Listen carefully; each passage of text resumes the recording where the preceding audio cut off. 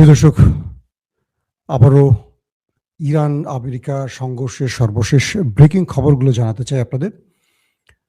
সংক্ষিপ্ত সময়ে আমি আপনাদের চেষ্টা করব খবরগুলো পৌঁছে দেওয়ার জন্য।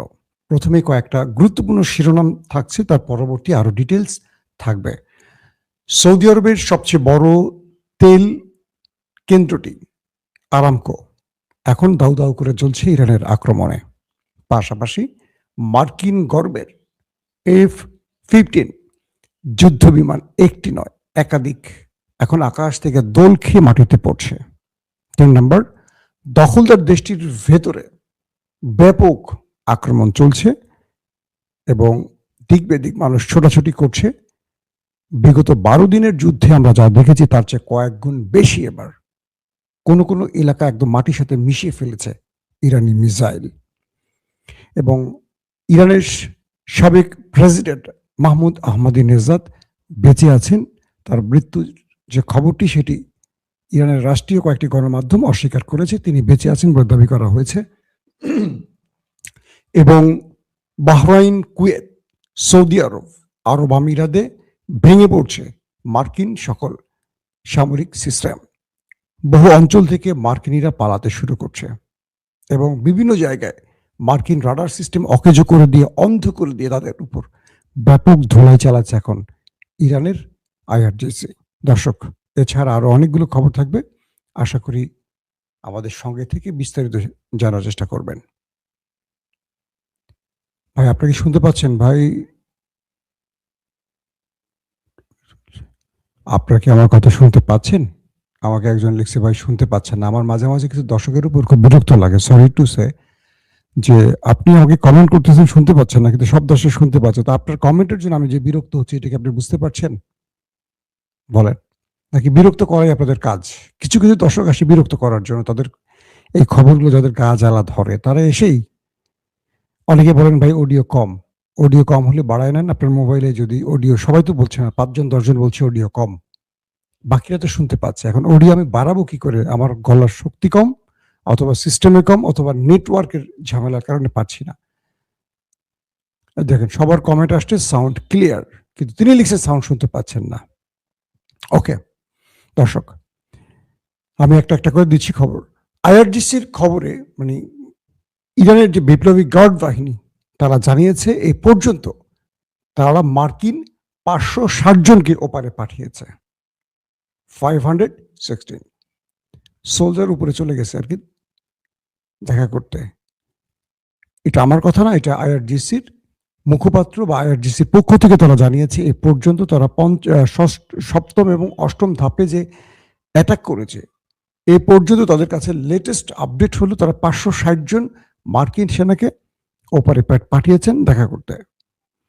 দ্বিতীয় গুরুত্বপূর্ণ খবর, যে আমি খুব ডিটেল আলোচনা যাব না, শুধু কয়েকটা খবর টাচ করবো আর গুরুত্বপূর্ণ কয়েকটাকে আলোচনায় নেব। সবচেয়ে বেশি এখন ধোলাইটা হচ্ছে আরব কান্ট্রিতে, মার্কিন ঘাঁটিতে। বলা হচ্ছে কয়েকটি জায়গা থেকে মার্কিন সেনারা ইতিমধ্যে পালাতে শুরু করেছে। তারা ঘাঁটিতে অবস্থান না করে ঘাঁটিতে যন্ত্রপাতি ফেলে তারা চলে গেছে বিভিন্ন হোটেলে, আন্ডারগ্রাউন্ডে। আবার সেখানেও ইরান খোঁজ নিয়ে ধোলাই চালাচ্ছে। যারা অভিজাত হোটেলগুলোতে আশ্রয় নিয়েছে, সেই হোটেলগুলোতে আবার মিসাইল, ড্রোন অ্যাটাক চালাচ্ছে ইরান। পাগল করে ফেলছে তাদেরকে। ইরান মার খাচ্ছে না, তারা ইরান খাচ্ছে, কিন্তু ইরান এখন পুরোপুরি পাগল হয়ে গেছে। ইরানের পাগল হওয়ার কারণটা আমি আপনাদের বলবো। খুব মজার একটা ব্যাপার ঘটেছে, যে এটা ট্রাম্প আর নেতানিয়াহু বোঝেননি। ধারাবাহিক দিয়ে নেই, পাগল হওয়ার ঘটনাটা বলবো আপনাদের। 1, কুয়েত এবং বাহরাইনে মার্কিন ঘাঁটির কার্যক্রম বন্ধ হয়ে গেছে, কারণ বাহরাইন এবং কুয়েতে এত ম্যাসিভ আকারে ইরান অ্যাটাক করেছে, তাদের ঘাঁটিগুলো মোটামুটি লন্ডভন্ড করে ফেলেছে, কিচ্ছু অবশিষ্ট নাই, শুধু সব পুরো ছাই হয়ে গেছে। আইআরজিসি বলছে এখানে প্রচুর সেনা নাই হয়ে গেছে তাদের, এবং পুরোপুরি কার্যক্রম বন্ধ করে এখান থেকে সরে গেছে মার্কিন সেনারা। এটা হলো কুয়েত এবং বাহরাইনে। এবং তারা বলছে শত শত সেনা নিহত হয়েছে। কারা বলছে? ইরানের বিপ্লবী গার্ড বাহিনী। এবং তারা বলছে যে ওই অভিযানটি যে আজকে চলছে, এটা 7ম এবং 8ম ধাপের কথা বলছে। কয়েকটা ফেজে আক্রমণ হয়। এখন চলছে ইরানের 7ম এবং 8ম ধাপ। এই 8ম ধাপ পর্যন্ত তারা 560 জনকে ওপারে পাঠিয়েছে, এটা বলছে। পাশাপাশি তারা বলছে ইউএস এবং ইসরায়েলের ব্যাপক ড্রোন অ্যাটাক করেছে, এবং আজকে যে ড্রোনগুলো অ্যাটাক করছে এগুলো একটু আকারে বড়, শক্তিশালী, এবং এগুলো একটু বড় বিস্ফোরক বহন করতে পারছে। আইআরজিসি বলছে ইউএস এবং ওই দেশটির মধ্যে, ইউএস এবং তার ওস্তাদের দেশের মধ্যে ব্যাপক ড্রোন এবং মিসাইল অ্যাটাক করা হয়েছে আজকে।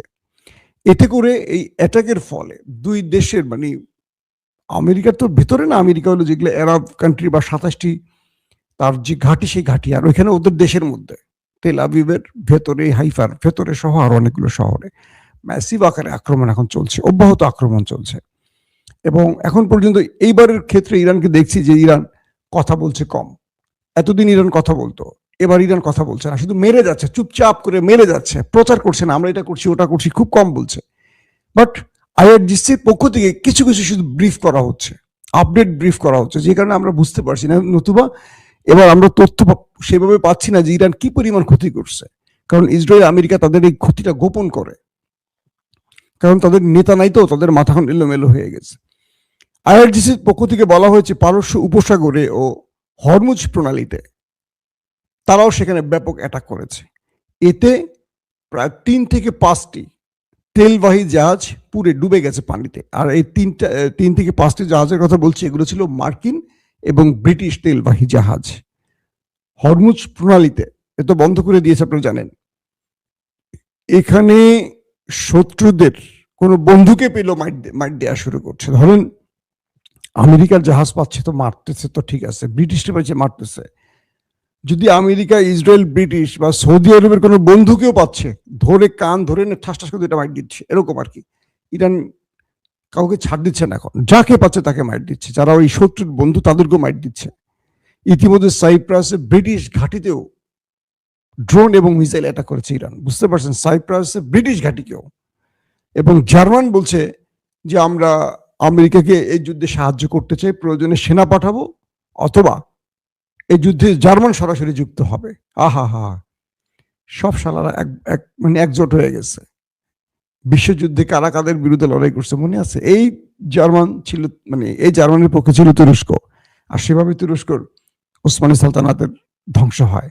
আর আজকে জার্মান কাদের বন্ধু? সেই ব্রিটিশ, সেই আমেরিকানদের বন্ধু, যাদের বিরুদ্ধে দ্বিতীয় বিশ্বযুদ্ধে তারা যুদ্ধ করেছিল। এটাই হলো ইতিহাস। এরপরে বলা হচ্ছে যে কুয়েতের আবু আল সালিম যে নৌঘাটি, মার্কিন যে অনেক বৃহৎ একটা নৌঘাটি কুয়েতে অবস্থিত আবু আল সালিম, এই নৌঘাটিটাকেও মোটামুটি শেষ করে ফেলছে, পুরে ছাই হয়ে গেছে। এখানে ম্যাসিভ আকারে অ্যাটাক করেছে ইরান। এবং বলা হয়েছে যে আরেকটি নৌঘাটি আছে, সেটি হলো মোহাম্মদ আল আহমদ নৌঘাটি, এটিকেও মোটামুটি অর্ধেক বা তারও বেশি ধ্বংস করে ফেলেছে ইরানের অ্যাটাকে। বাহরাইনের রাজধানী মানামায় মার্কিন যে সবচেয়ে বড় নৌঘাটি, এখানেও প্রায় 4টি বৃহৎ ড্রোনের অ্যাটাক হয়েছে নতুন করে, এবং এগুলো মোটামুটি অকেজো বা অচল করে ফেলেছে ইরান। মানে মার্কিন ঘাঁটিগুলো সংস্কার করে ফিরে আসতে বহু সময় লাগবে, মোটামুটি অচল করে ফেলেছে। আর আজকের সবচেয়ে বড় যে খবর, আমি যাবো তার আগে আরো কয়েকটা খবর দিই। কুয়েতে একাধিক মার্কিন যুদ্ধ বিমান ভূপাতিত হয়েছে, একটি নয়, একাধিক, এবং বেশ কজন পাইলট পাকড়াও করা হয়েছে। তারা যখন মাটিতে পড়েছে প্যারাশুটে বা কোনোভাবে, এদেরকে কুয়েতিরা ধরে আগে উত্তম মাধ্যম দিয়েছে। চিন্তা করতে পারেন, কুয়েতের সরকার হলো আমেরিকার পাপেট, দালাল, কিন্তু কুয়েতের জনগণ যখন দেখলো যে পাইলট আকাশ থেকে পড়ছে, সবাই ধরে আগে পেটান শুরু করছে ব্যাপক আকারে, মার্কিন পাইলটরা। তার মানে সরকার ওদের দালাল হতে পারে, জনগণ আমাদের মতোই। আমরা আসলে একটা জিনিস বুঝলাম যে জনগণ কখনো গোলাম হয় না, হয় সরকার গোলাম।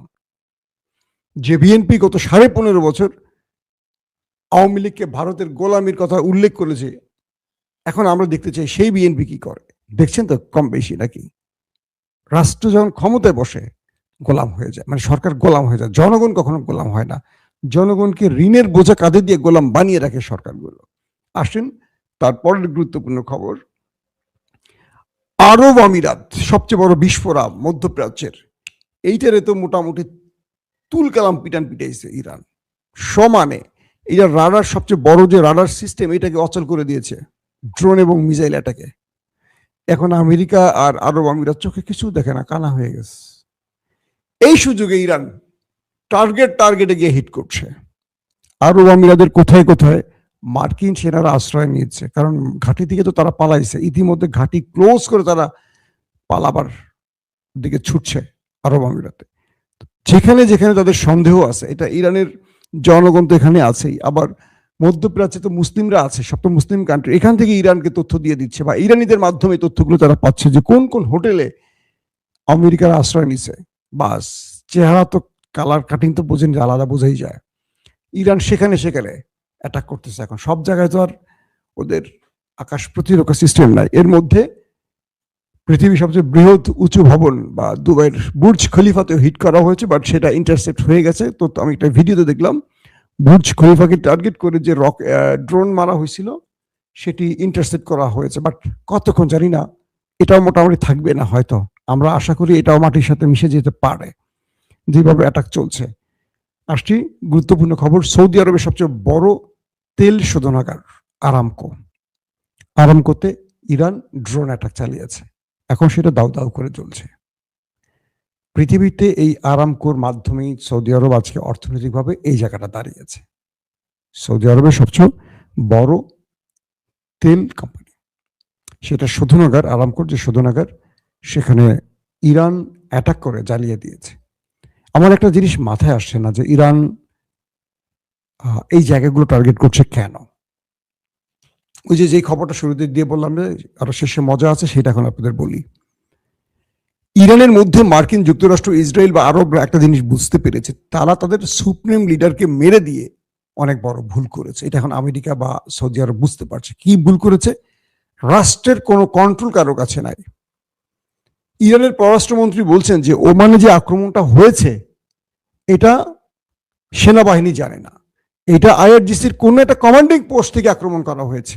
তার মানে হলো সুপ্রিম লিডারকে হারিয়ে তারা এতটা ক্ষিপ্ত হয়েছে যে এখন কোনো কমান্ডিং সিস্টেম নাই।